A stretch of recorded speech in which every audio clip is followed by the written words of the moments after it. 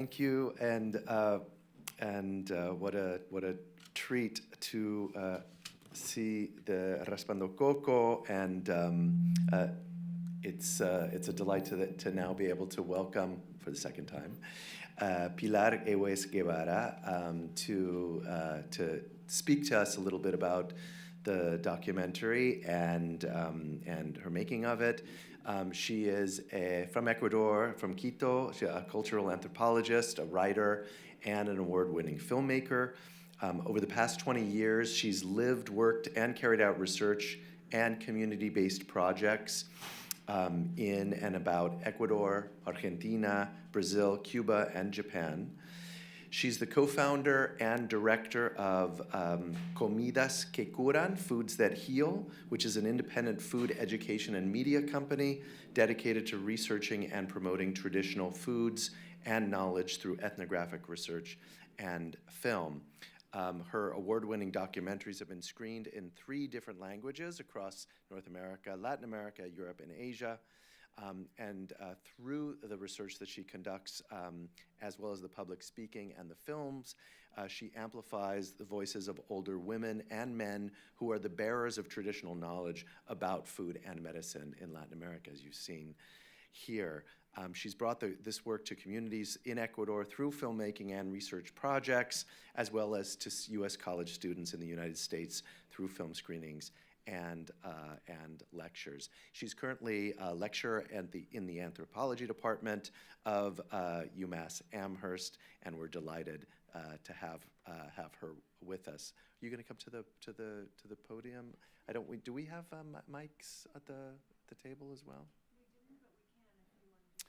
Well, only because I think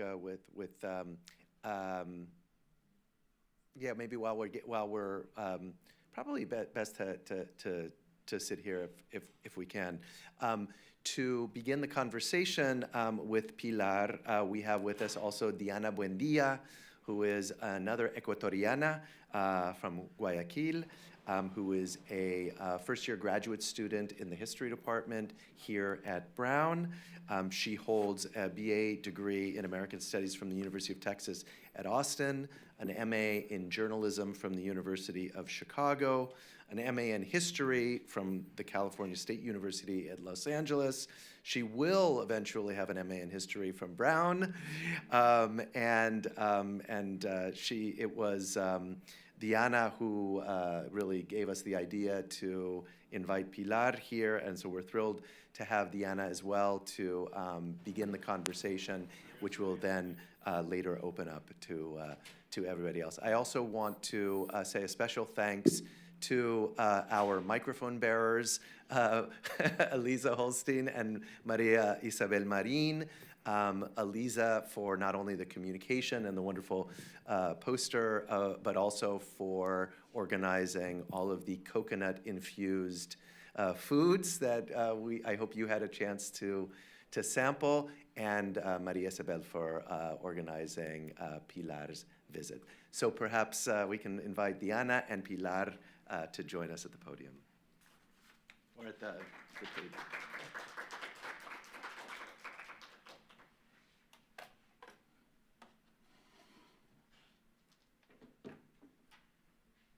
Hello.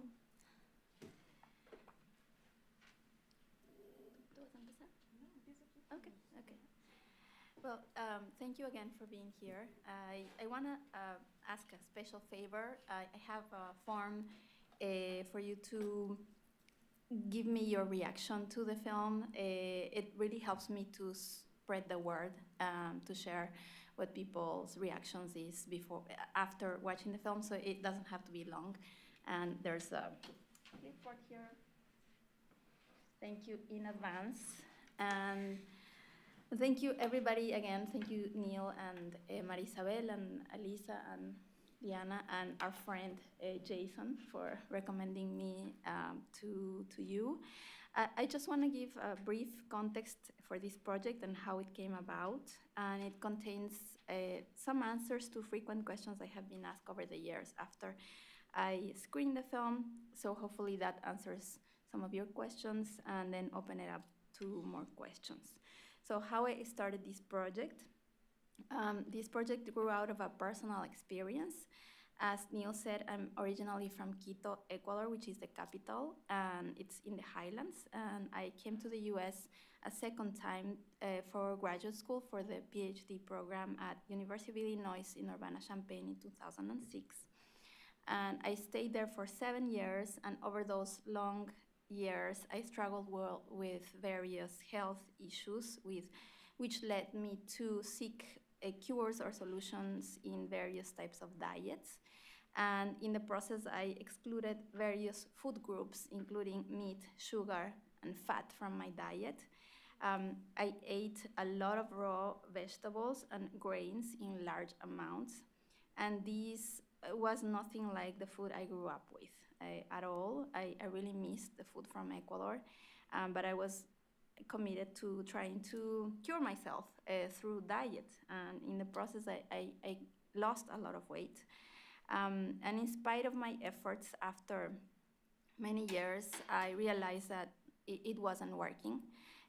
So as I was, in this process, I came across a book called Nourishing Traditions, which a friend of mine passed along to me, and it's a best-selling book that compiles recipes from around the world, and it's written in English, and it was written by a U.S. author, American woman, and to my surprise, this book included the recipe for quinoa soup, which is a family recipe, like the one that my grandmother used to make, and this recipe included or called for boiling bones for a long time to produce the broth and render the fat, which according to the explanation was really important to assimilate the vitamins and the minerals, especially the vitamins that are soluble in fat.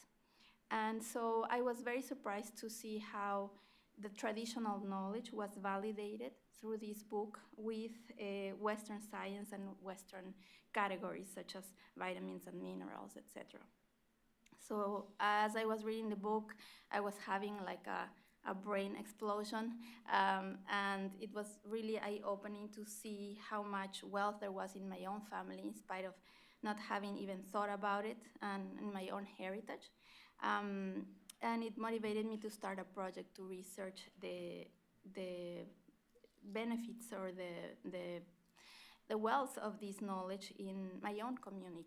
And at the same time, I was angry at myself. I felt frustrated for not having thought about it earlier, and for instead having started looking outside of my heritage, of my community. I didn't even think of talking to my grandmother and my mom and my dad and everybody that I started interviewing after this happened. And in that way, I saw my experience mirroring that experience of other many Ecuadorian younger generations that lack interest in traditional foods and favor trendy diets from the US or foods from the US, while at the same time foods from our country or from the global south become trendy and labeled as superfoods in the US. So I thought this was very contradictory.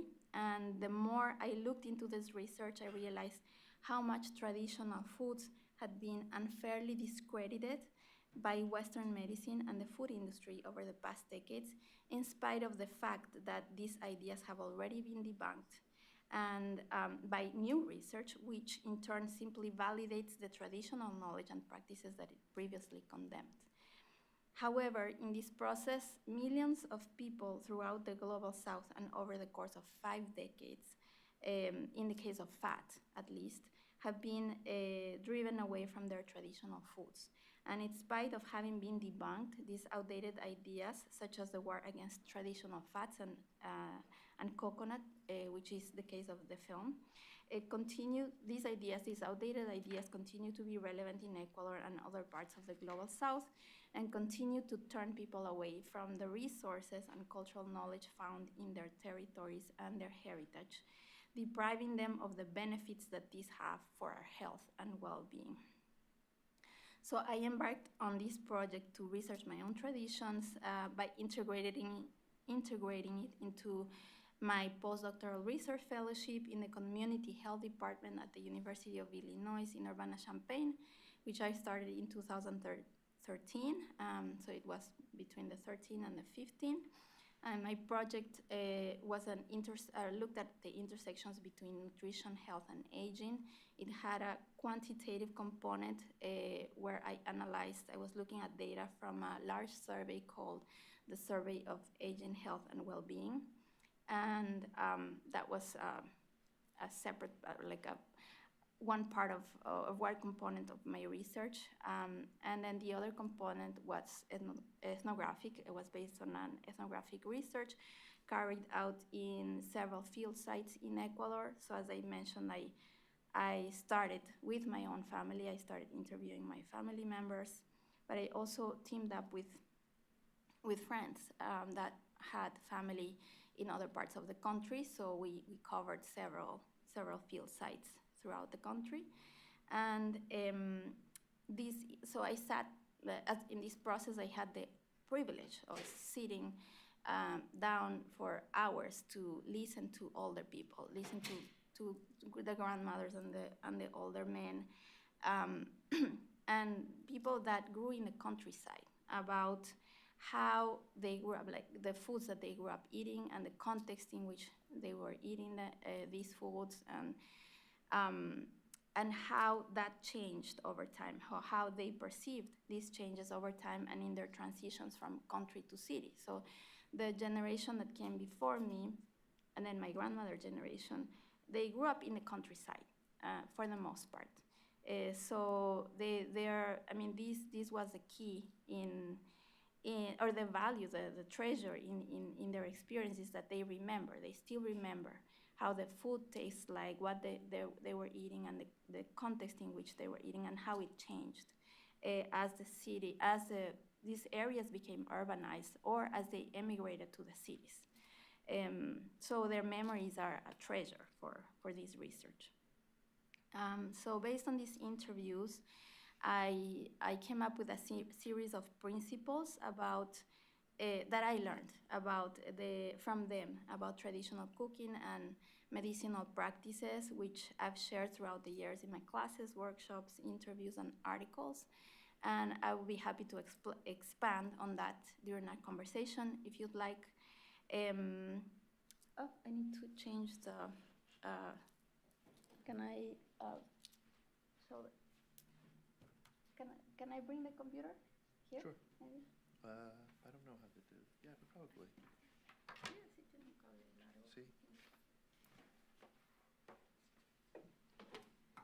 All right. So based on this research, I created this initiative called Comidas que Curan, which means foods that heal, to document and disseminate traditional knowledge about food and medicinal practices through filmmaking, research, and educational programs. So I really saw this project as a public anthropology project because it was really about sharing it in various different forms with the majority of people possible, and especially reaching the communities. So making sure that this knowledge goes back to the people, right, and to the communities that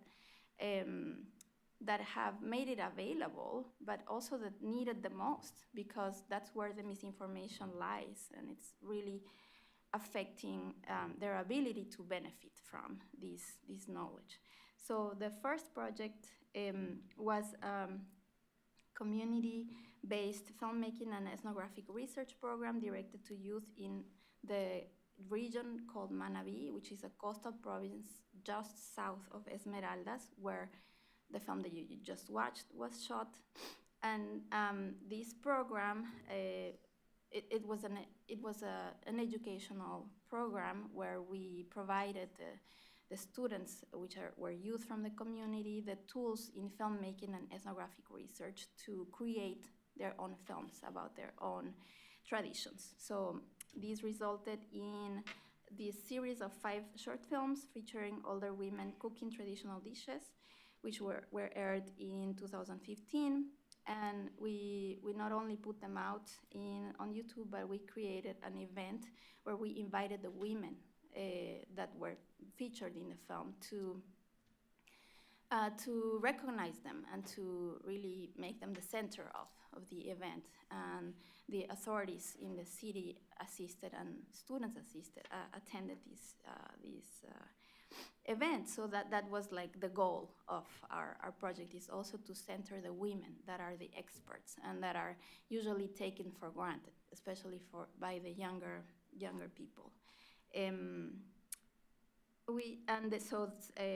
Raspando Coco, it was a parallel research I conducted in Esmeraldas, which is this region that is the northernmost region in Ecuador, close to the border with in the border with Colombia. And I was working on that research during that time, but it took me a while longer to come out with the film. So it came out in 2018. And I can say more about why it took me so long, but it was my first film, so it took a while to air. But those were the first two projects, and then 3 years ago I produced a set of new projects in Manabí and Esmeraldas also, which are these two coastal provinces, and these aired last year. And this year with support from grants from the National Heritage Institute of Ecuador. And the first three is this trilogy of short films co-produced in partnership with, again, youth and women in Calceta, similar to the one that we did years back, where we taught filmmaking and ethnographic skills to youth, and then we had the women be the experts that were teaching them how to make the recipes, and we created this film, and these are on our YouTube channel that you can access, you can watch. Some of them have English subtitles, not all of them yet. I'm always looking or welcoming volunteers that want to subtitle our films, so if you're interested, I'll be glad to get your help in that sense. And then we also came up with two medium-length documentaries, which were aired this year. They are this year. The first one is this film called Salango, A Living Ancestral Legacy, which is a film about the cultural identity tied to the ancestral practices of fishing, collecting mollusks, and culinary traditions of this community, with an emphasis in the cultural significance and the critical state of conservation of several fish species in this village, which is located in the southern region of Manabí. And their latest film is Tarpuna, Guardianes del Coco y el Manglar, Guardians of the Coconut and the Mangrove, which is part of a series of the same name. Tarpuna means to sow in Quechua, which is one of the languages, indigenous languages spoken along the highlands of Ecuador. And this is a series that I produced in partnership with the Seed Savers Network of Ecuador. So I've been working with them for over the past 3 years. They are a network of farmers that produce their food organically, and they are dedicated to preserving the ancestral seeds, the ancestral varieties of seeds, and of the, so with the goal of preserving the diversity and in general produce for food in an organic way.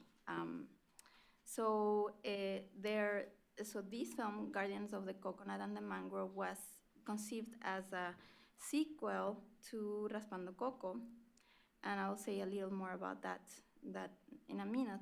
But there are currently two episodes for this series. Tarpuna el Maíz, which is a film about the foodways and culture surrounding corn amongst indigenous communities in the Andes of Ecuador, and then Tarpuna Coconut and Mangrove, which was aired this year. So just before I finish, I was often asked why I became interested in these sites, or what's my relationship with Esmeraldas. as I've said before, I'm not from there. I'm from Quito, from the capital. So my relationship with esmeraldas as a child, growing up in Ecuador, or growing up in Ecuador, was as domestic tourists. So people from my area usually go to Esmeraldas beaches for vacation, for holidays, because it's the closest beach to the city, to Quito at least.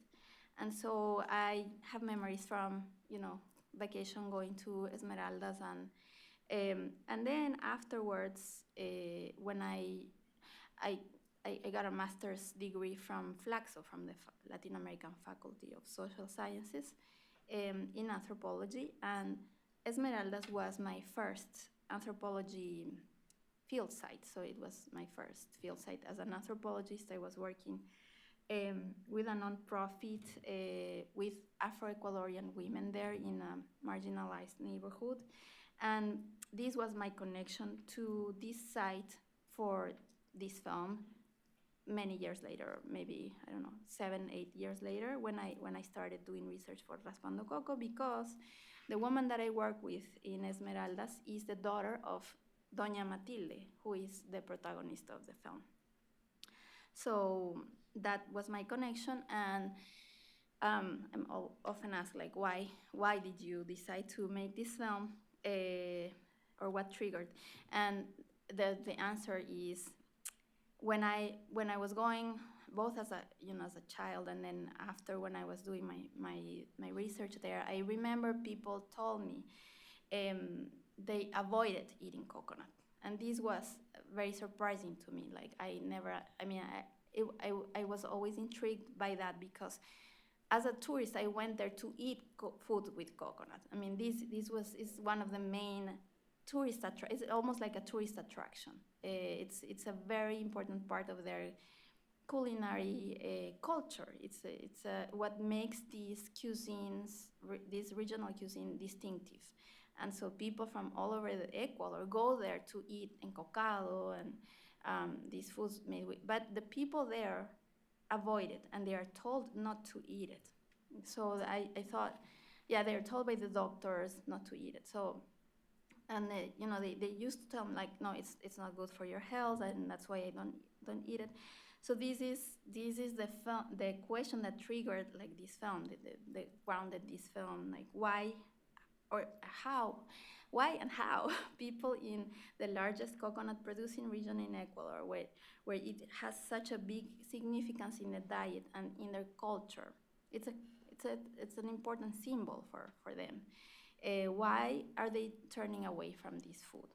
And more broadly, over the years, I've realized that there's a lot of guilt and shame that is part of the experience of eating traditional foods in Ecuador. And a lot of these have been for a long time deemed as low, foods of the popular classes, or foods of poor people, foods of Indians, or in a denigrating way, or foods of Black people. So there's a lot to be said about, like,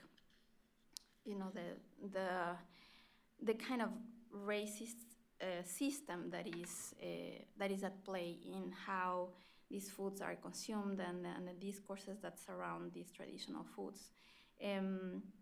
But this is what triggered my interest in making this film. And as you saw from this film, there's two big answers to that question. The first one is because they're getting outdated. They're still getting medical advice which is outdated, and where this advice comes from is again a bigger topic. It originated in the United States, like the idea of saturated fats causing or being associated with heart problems has the origin in the 1950s United States. So there's U.S. hegemony at play, and how it influences the way that public policies throughout the world, but especially in the global South, are conducted, and they're just take the medical advice or the guidelines, or follow the guidelines from the United States unquestionably, and in the process, there's a lot of destruction happening, a lot of damage being caused to people because they're being pushed away. They're being turned away from benefiting from these resources. It's the cultural, so the knowledge and the resources are part of their are intangible heritage that have important benefits to them, and they're being unfairly turned away from that. And so the second part of the question is, or the answer is, why are they turning away? It's because it's expensive. It's gotten expensive over time. So why? So this film, this sequel, is attempt to address that bigger question, or that secondary question, which is, why are prices increasing in this area which is so fertile for coconuts, and how come they have gotten expensive? And that has to do with how coconut is being produced. So this is what a part of the question that we address in this sequel, Tarpuna. Basically, the demand for coconuts has been rising over the past decades due to high demand in the industry, particularly industrialized products, food products in the cities like granola, cookies, and also in the tourism sector. So this price rise reflects the fact that coconut production can't meet this rising demand from urban centers.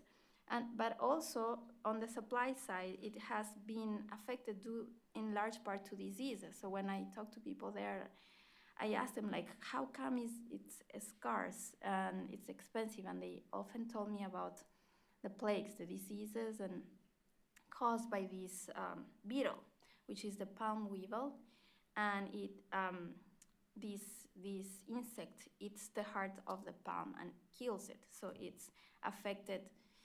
It's been affecting the coconut plantations for a long time. Especially I'm talking to people interested in environmental studies. Do you have an idea why this is? Like, why is it affecting the coconut palm plantations? Why are diseases affecting plantations?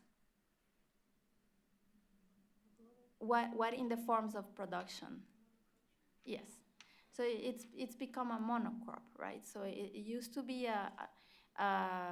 palms used to grow along the coast in wild, in an organic way. People don't even have to plant them. They just grow wild, and all along the beaches they were covered by palms. You don't see that kind of scenery anymore. Like the beaches with a line of palms, it's almost inexistent because they've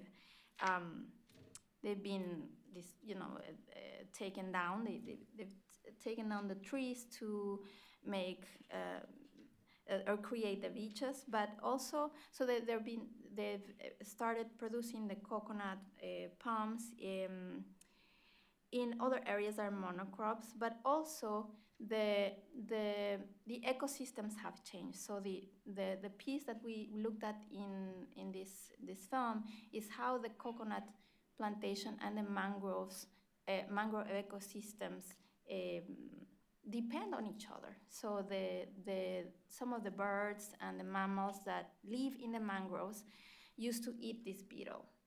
And because they have cut down the mangroves, almost 95% deforestation of mangroves in this area, because of the shrimping industry. So we look at all of these connections, right? Like how is the coconut production being affected because of mangrove deforestation, and the impacts that the industry has on that, which is also a big important part of the heritage. Mangroves have been a home for these communities. They're an important natural barrier. They're an important source of food. So it has to do with food sovereignty for these communities. And that's, in summary, what this new film is about. So I will leave it at that, and we can open it up for questions now. Thank you, Pilar, and thank you for showing us the film and for being here for this thoughtful context. I thought I'd start with a question about how you decided to go into filmmaking as the medium that you wanted to use to tell these important stories about foodways. It seems like it's a deliberate decision not to pursue, the academic sort of route and use the anthropology in the visual filmmaking sense. So can you talk about that? Yeah, so it has to do with this thing I said about public anthropology. So when I came out with my PhD, I was very frustrated in how long it took for articles to get published. I mean, that's what, and it was also frustrating for me that I had to, like, in order to publish research, I had to say things in a language that it's not accessible for most people. It's nobody understands. Like, even my mom, she always reminded me, like, oh, you're writing stuff, like, nobody understands that. I don't understand that. So, like, if my mom, not even my mom can read the stuff that I write, like, why am I doing this? It doesn't make any sense, especially when it's something that is so relevant. It's so vital. Like, I really wanted to communicate this message to the most people possible and to the people in those parts of the country. So I thought that this was the best way. First, I opened up a blog and I started writing blog posts, and I was thrilled. Like, I was able to publish immediately. I didn't have to wait like 3 years for the review board to approve my text. But then I realized that people don't read blogs either. So I thought this was a great way to communicate. So yeah. I was drawn by some of the things that were said a couple of times in regards to maybe the more national Ecuadorian kind of project of querer lo suyo or estudiar lo nuestro, which seems to be the driving force behind what you're doing now. I wanted you to, maybe you explain this in the context that you just shared, but your relationship to that more broadly, how you see that play into this more like national consciousness as kind of something that Ecuador is not as great as the person that you opened the film with, the chef. I think it has to do with U.S. hegemony, like with cultural hegemony in general. Like, why do we not think of looking at the traditions of the communities and looking into like what your grandmother says, and instead you look outside. You always look to the U.S. and you're giving the U.S. Food industry, and medical an authority that is overwhelming and it's unquestioned. So I think that's the reason why we have this situation. Like the doctor was saying, we shouldn't be looking at science because they're always changing their mind, and yet people continue to go with what the scientific or the medical authorities say, and it goes unquestioned. So I think it's we are trapped in a colonial mindset, and it's really damaging.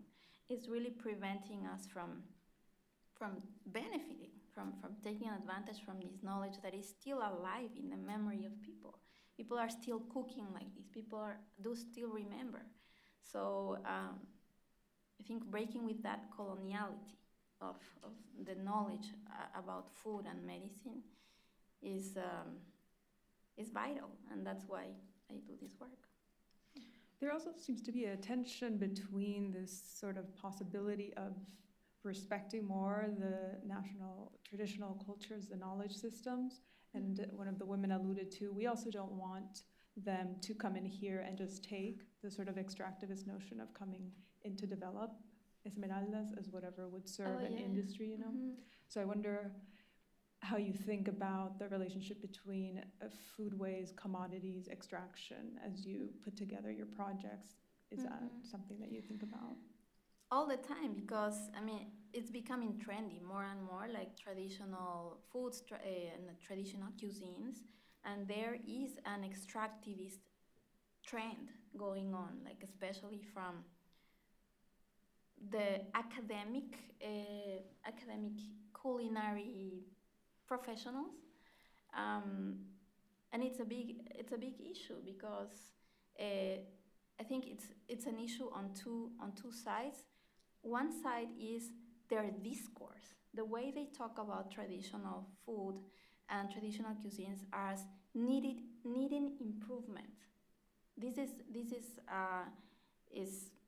you know, I've heard it repeated times, and it's coming from a colonial mindset, because these people, these professionals, the culinary professionals, go to school to learn how to cook, and the mindset or the curriculum is European. You know, it's the point of reference is like very Eurocentric. It's French or whatever European cuisine, and so the traditional food is put up against or read up against these European standards.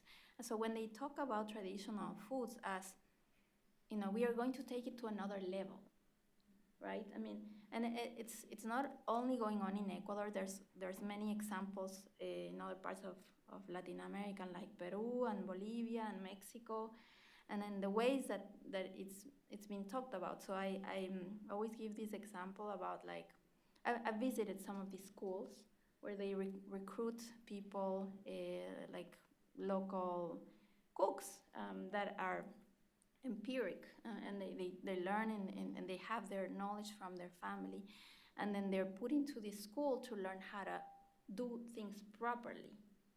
And I think to myself, like, what is the proper way to cut vegetables, right? Like, and they are setting these standards, like, okay, it's like you take up out a table, and then this like sharp knife and the, you know, very thick knife or whatever kind of knife, and then you cut the vegetables on the table. That's not how my grandmother did it. That's not how most grandmothers do it. Like, my mom didn't do it that way. Can I say that's wrong? I mean, who has the authority to say that that needs improvement, or is not correct, or you can do it in a better way? It's a Eurocentric mindset.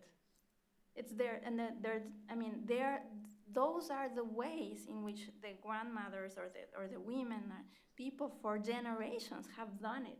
And they have produced spectacular results, because the taste of these foods, I mean, it's already proven to be great, because so many generations tried it, right? So I think that's one level. And another level that has been recently, I mean, yeah, I've been increasingly aware of, and I mentioned it in one of my films, Salango.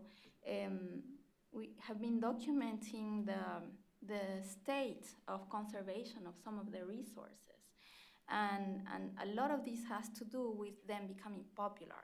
So in my words, like, they become gentrified. Like, these traditional foods are gentrified. They become popular in elite circles, in urban centers, and they literally get them to the point of extinction, right? So there's no way that you can do food sovereignty if the resource is literally disappearing. So these are two different ways in which I think there's a lot of damage being carried out, and a lot of improvement that could be happening, because I think these culinary professionals can be a great force to raise awareness, to change the mindset, to really break with this colonial mindset, and also work towards a, you know, sustainable practices. I think there are some people doing great work, but I think there's a lot of improvement on that end. Mm-hmm. I'm happy to open it up, yeah? If anybody has any questions.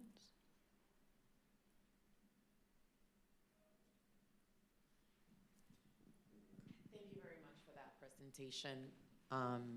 I'm one that loves coconut. I have an anaphylactic allergy to milk, and that coconut is my go-to regardless.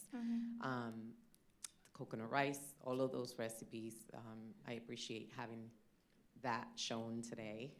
Took pictures of them. Also, I wanted to ask you, have you thought about doing some kind of like podcasts? Because that's kind of a way of like the youth kind of listen to a lot of podcasts, and they tend to trend, and maybe using that avenue to reach our youth and like younger generation. Our parents know those recipes, our grandparents know those recipes, but it's getting lost within the younger generation as they Americanize their cuisine. So that's just a thought and a question at the same time. Thank you. I have it on my list of projects, and I already have many episodes, like all the different episode ideas and interviews. So it's a project that I'm looking for a partner, like, you know, to produce this podcast for me. But in the meantime, and the other one big decision I need to make is like, do I do it in English or in Spanish, or in both? And that's, you know, a lot of work. So because that's always a big dilemma I have with stuff I produce, and films I can get them subtitled and it's easy, but when I like write stuff, then I have to get it translated. So I'm always looking for volunteers, like I said earlier. But I want to recommend two podcasts that are in Spanish that I highly recommend. One of them is the podcast of the Seed Savers Network of Ecuador. It's called Radio Semilla, and it's fabulous. It's a fabulous resource. Radio Semilla, yes. And the other one is Carreta de Recetas, which is a podcast about the history of various foods in the Americas. So it's an amazing resource. Yeah, it's an amazing teaching resource. It's in Spanish. Both of them are in Spanish, but they're great resources. It's a really fascinating film and a wonderful conversation. Sorry, so I'm wondering if you could say a little bit about sort of how you think of what defines traditional foods and how much of that is about kind of capitalist factory produced things versus not, because obviously we're looking at coconut. That's a thing that's originally not from the Americas at all, you know, thousands of years ago, and we're talking about Afro-Ecuadorians producing this and the traditional foods there, and those all count as traditional, and there's good reasons for that. But like, yeah, what counts as traditional in this sense, and like, what are the different dimensions of that, I guess? Yeah, that's a great question. I sometimes teach about this, and I ask my students, like, tell me what's your favorite food, traditional food. I ask them, like, what's your typical, like, that food from this region, like, what in Ecuador? And they say, oh, it's so-and-so made of pork. And I said, oh, okay, is that traditional? Like, where is this pork came from? And then, you know, it opens up their mind. Like, if you look at many of the, like, if just looking at the recipes and like deconstructing each recipe and looking at where these ingredients came from originally, where they originated, where they were domesticated, and a lot of them, of course, they were introduced with Spanish colonization, right?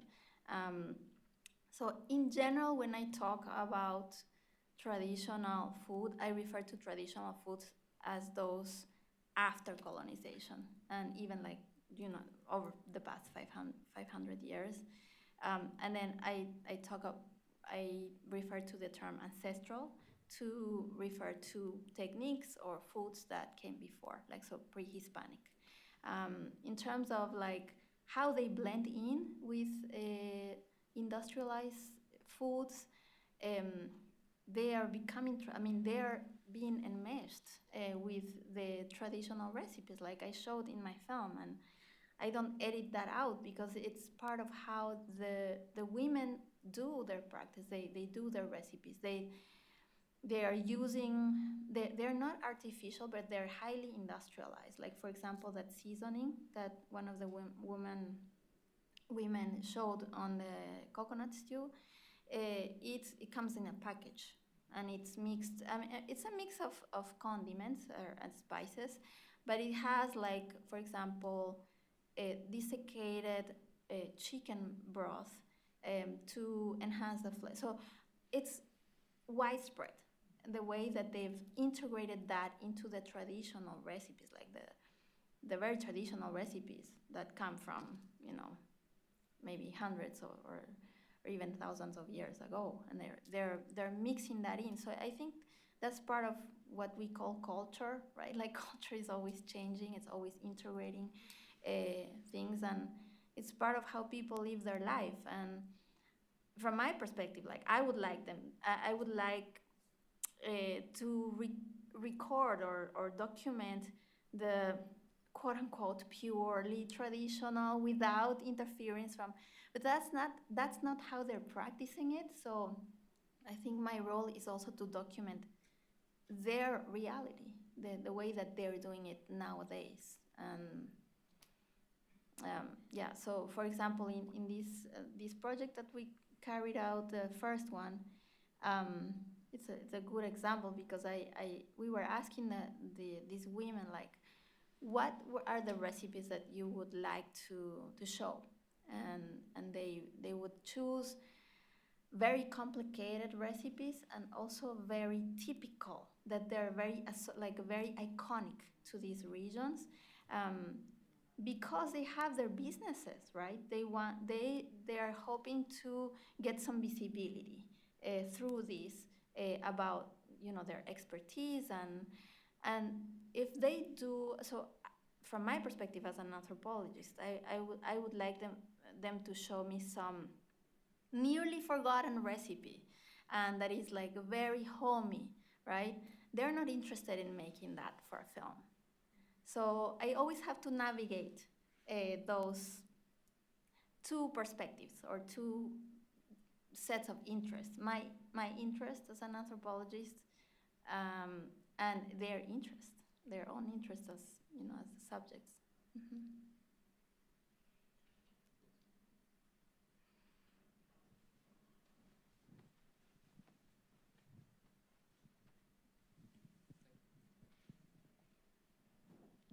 Hello. In regards to, with my rudimentary knowledge of sometimes culture of medicine and traditional medicine, and how in many cases the industrialization and technological advancements since electricity's discovery and those kind of things have created this different speed of which humans have been able to create these innovations in medicine, mm-hmm. and the trial and error that has taken thousands of years for our ancestors to find the best foods for themselves. Do you think Western medicine in any way will or is coming to the point sometime in this near future where it can start to recognize these foods and traditional practices as positive? Or do you think that it's still a far way off for Western medicine to align further and provide a Western explanation in some senses to what these foods mm-hmm. really do for the body? I think both things you mentioned are true.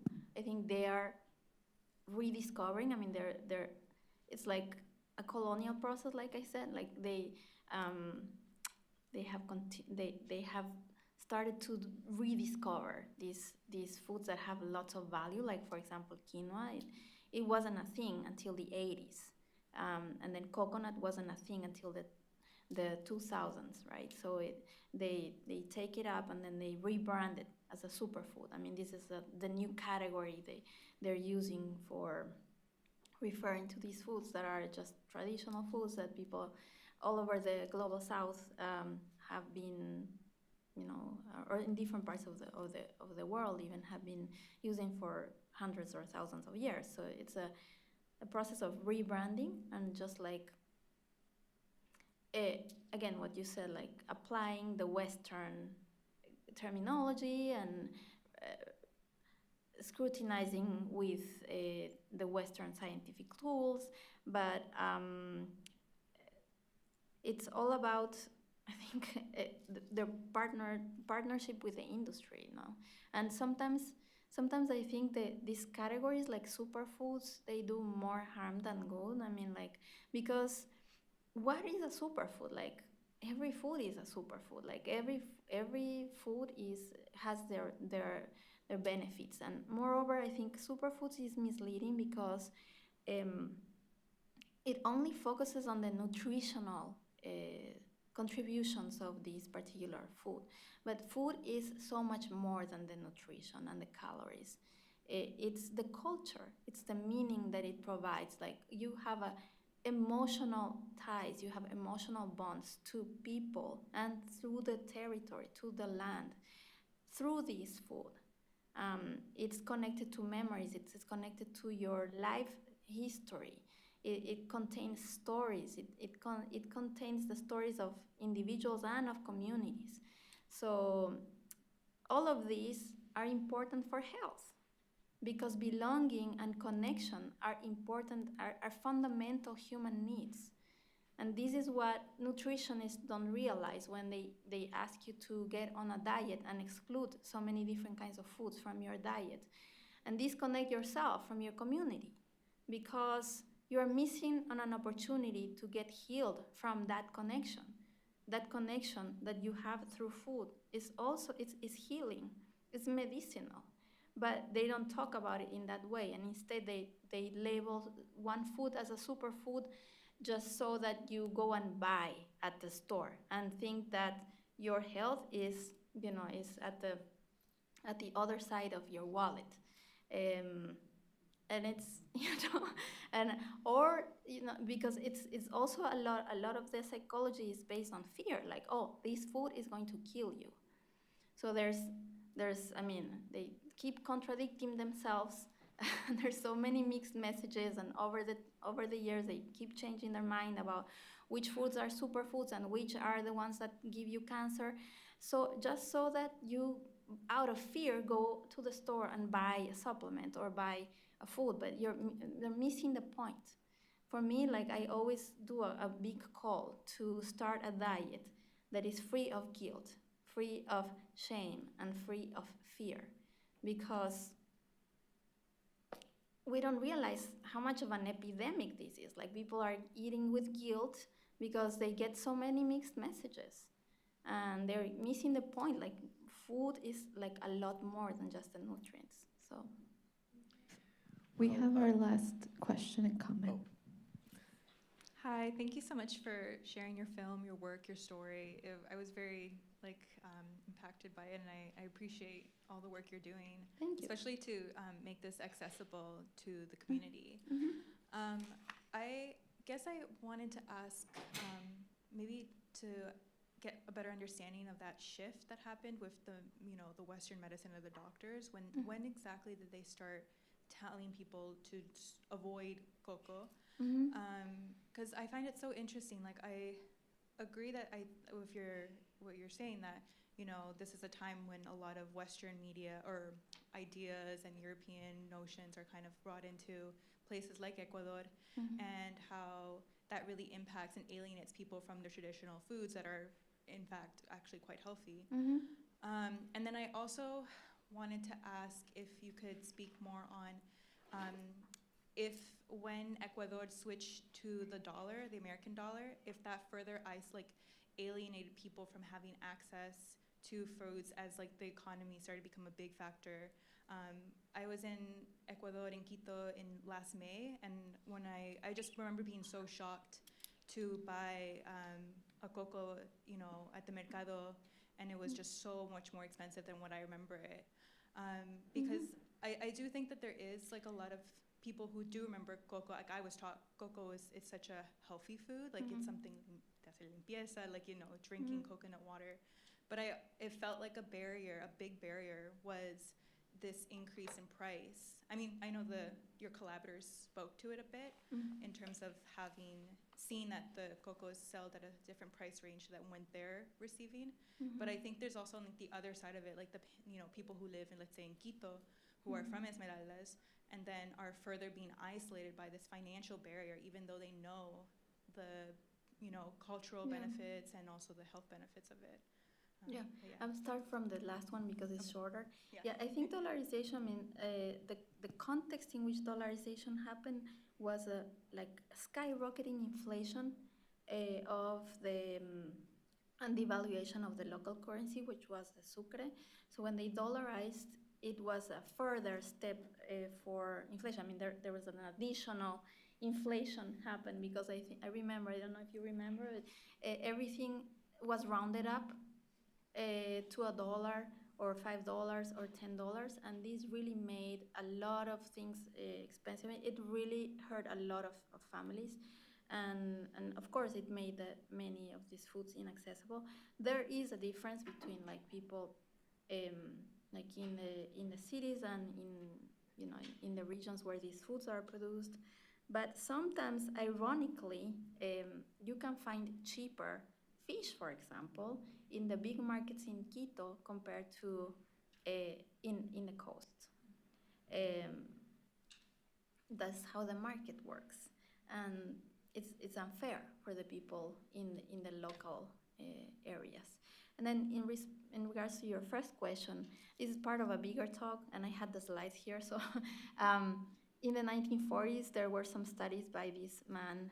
He's a medical doctor, Ansel Keys, and he's the one that came up with the idea based on a study he conducted with data from 7 industrialized countries about the association between saturated fat intake and heart disease.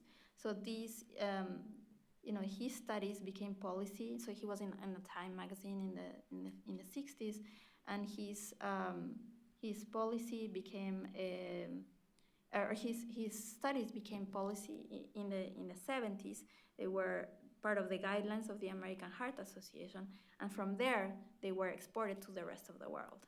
So when I talk about hegemony, that's what I'm referring to. It's like our countries in the global south, they just take up whatever is stated by U.S. authorities, U.S.-based authorities, and in the process, the entire global south was affected, right? Because there's coconut and these animal fats are traditional fats, right?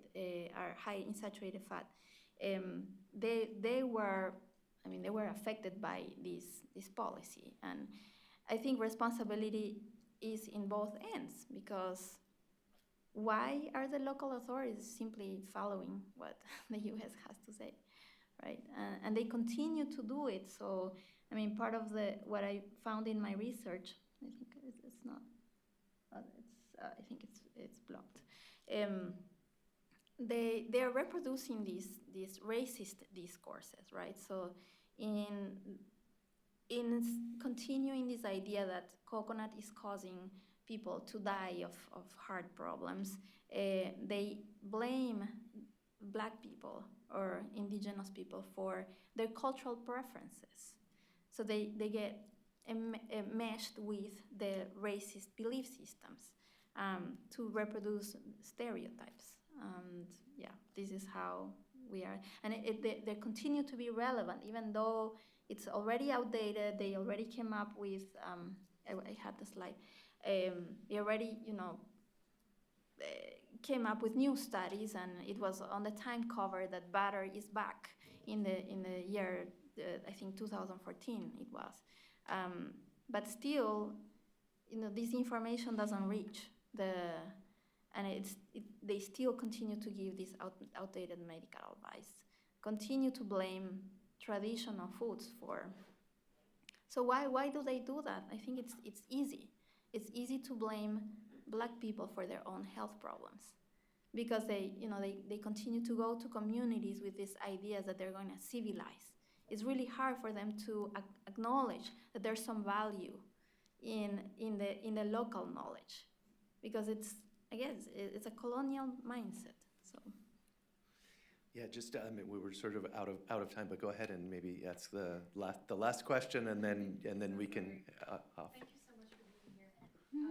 My question is about sort of like the information ecosystem and how you see it moving forward. Like, of course, your work kind of inspires you to reforming or trying to, have like a little crack in that nut. But I guess like as you think of the future of Ecuador, like what would you think would be like a sustainable way to prevent that misinformation, translate it, making sure everything that gets to the community is culturally competent. Have you thought about it? Like, what would that look like? What kind of partnerships do you do? Yeah, I have talked about this with my partners in the Seed Savers Network, and we've talked about doing workshops with change agents, who I see as like quote unquote civilizing agents, like nutrition coaches that go to communities, medical doctors that go to communities, chefs get hired to go to communities to teach how communities, like the women, how to cook. And they don't go with an open mind. I mean, they go with this mindset that they're going to teach them how to do it because they don't know, they're ignorant. I mean, we're back 500 years ago when they're inferiorizing, they're taking them as ignorant people, that they don't know how to take care of themselves, they don't know anything. And so they're coming with this modern knowledge, these trends in nutrition or whatever. So these are the people that do the most harm. So we have really thought about like putting together a program directed to change agents and people that work directly in communities to provide some of these tools, because it basically teach them anthropology. Yeah. An excellent suggestion for the next iteration of the Consumable Commodities series. So thank you for that question and the response. And also just to let, for those of you who are in attendance, please let us know also what you thought about this and other parts of this series. You can write to clacs@brown.edu and just to sort of open a pathway of communication, because we'd love to hear your thoughts and feedback. But before we depart, I just want to thank Pilar for making the long trip from central Massachusetts and indirectly Ecuador to be with us for a phenomenal documentary and also really wonderful conversation that obviously connects with so many of the issues that are near and dear to us and those of us who think about not only Latin America, but the broader Caribbean and the Global South and its connections. Thank you to Diana for the questions and comments, and thanks to all of you for coming, and have a wonderful rest of the evening. Thank you.